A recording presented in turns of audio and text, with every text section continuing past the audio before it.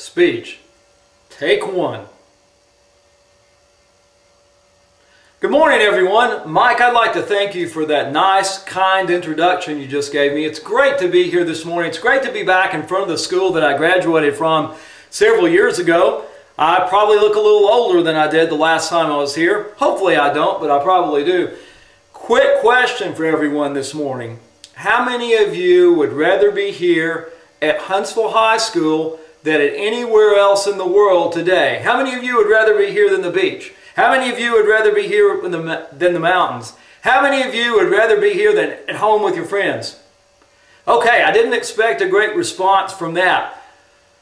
Let me ask you another question. How many of you would rather be in here listening to me give this speech than would rather be back in class listening to whatever is going on in class? Okay, I thought I might get a better response to that question. Well, this morning I don't have much time, so I'm going to get right back into my subject matter and ask another question, a little bit more serious question. Have any of you ever been depressed before? Has anyone here ever felt lonely? I felt lonely. I felt depressed. In fact, when I was 14 years old, I didn't really think I had much value. In fact, I was depressed but didn't understand that I was depressed until years after the fact. I felt lousy. I felt terrible. Now, in the middle of this depression, there were some good things that were going on. I had a few friends. One of my friends was named Kansas. One of my friends was named the Beatles. And I'm sorry, all you English teachers, I'm probably using bad grammar.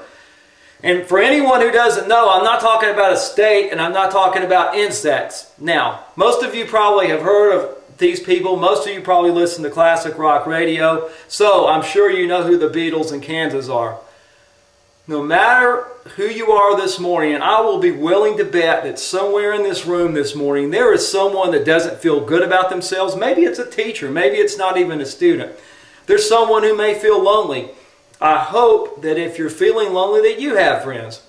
And maybe you're like I was when I was 14, 15, 16. Maybe you're friends or mentors in books or musicians. Maybe you're a friend. Maybe one of your best friends is Kanye West. Maybe some of your friends are the members of the Strokes. Maybe you're friends with the guys that are in the band Switchfoot in the same way that I was friends with Kansas and the Beatles. Maybe you are friends with some unknown, unheralded, but awesome punk or metal band.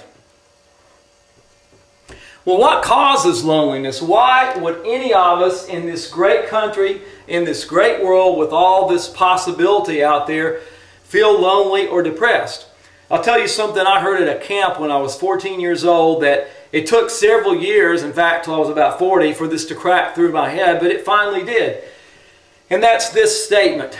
People are lonely because they create walls. Excuse me, let me back that statement up. People are lonely because they build walls instead of bridges. I'll say that again. If you're going to take notes, go ahead and take notes on this one thing.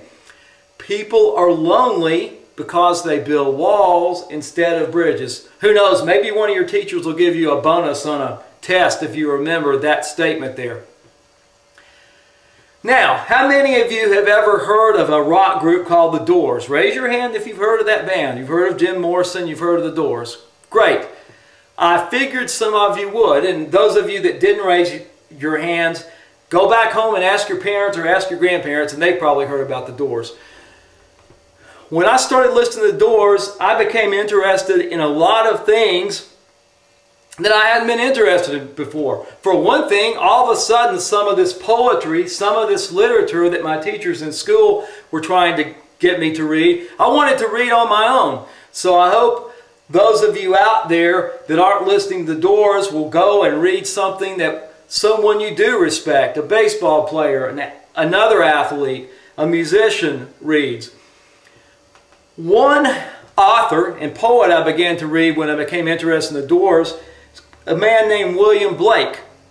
William Blake was a rather incendiary poet. I'm going to read one of his poems this morning. If you do listen to Doors, and I see a few of you with Doors shirts out there I spoke with coming in this morning, you'll recognize and the influence, that William Blake had on Jim Morrison, who I mentioned a minute ago was the lead singer of the band The Doors. Here's the poem, Mary. Any of you ever read poetry in front of a group of 500 people before? It feels kind of funny, and I feel kind of weird doing it, but I'm going to do it anyway. Sweet Mary, the first time she ever was there, came into the ballroom among the fair. The young men and maidens around her throng, and these are the words upon every tongue. An angel is here from the heavenly climes, or again does return the golden times. Her eyes outshine every brilliant ray. She opens her lips, 'tis the month of May. Mary moves in soft beauty and conscious delight, to augment with sweet smiles all the joys of the night. Nor once blushes to own to the rest of the fair, that sweet love and beauty are worthy our care. In the morning the villagers rose with delight, and repeated with pleasure the joys of the night. And Mary arose among friends to be free, but no friend from henceforth thou, Mary, shalt see. Some said she was proud, some called her a whore, and some when she passed by shut to the door. A damp cold came o'er her, her blushes all fled, her lilies and roses are blighted and shed. Oh, why was I born with a different face? Why was I not born like this envious race? Why did heaven adore me with a bountiful hand, and then set me down in an envious land? To be weak as a lamb, and smooth as a dove, and not to raise envy is called Christian love. But if you raise envy, your merit's to blame for planting such spite in the weak and the tame. I will humble my beauty, I will not dress fine, I will keep from the ball, and my eyes shall not shine. And if any girl's lover forsake her for me, I will refuse him my hand, and from envy be free. She went out in mourning, attired plain and neat. Proud Mary's gone mad, said the child in the street. She went out in mourning and plain neat attire, and came home in evening bespattered with mire. She trembled and wept, sitting on the bedside. She forgot it was night, and she trembled and cried. She forgot it was night, she forgot it was morn. Her soft memory imprinted with faces of scorn. With faces of scorn and with eyes of disdain, like foul fiends inhabiting Mary's mild reign. She remembers no face like the human divine.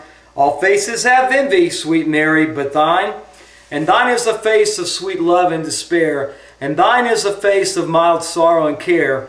And thine is a face of wild terror and fear, that shall never be quiet till laid on its bier. What in the world is that poem about? I don't know what it's about. Well, actually I do have an idea. William Blake was a genius. I don't pretend to understand fully the genius of William Blake, but what I think this poem is about, and what it says in some very powerful language, is this was a woman who was blessed with a gift of physical beauty and with a lot of charm, and refused to use that gift. Here's what I think. I think this morning there are people like me that love to get up in front of groups that aren't doing that. It took me 20 years to get up in front of a group, and I had wanted to do it since I was 13 or 14 years old. There are people out here in this audience, I'm certain, who are athletes who want to play a musical instrument. There are people who are musicians who also want to be athletes. There are cheerleaders who want to learn how to dance. There are a lot of us who aren't using the natural talents we've been given and are very frustrated by that. Let me make a suggestion this morning. I learned from a psychologist named James Hillman, another person I never would have become familiar with if I hadn't found out about this band called The Doors. Dr. Hillman has a theory called the acorn theory. That theory simply is this. At birth, we all have a tiny seed planted inside ourselves. You might say printed on our souls. Some of us, it may be an acorn.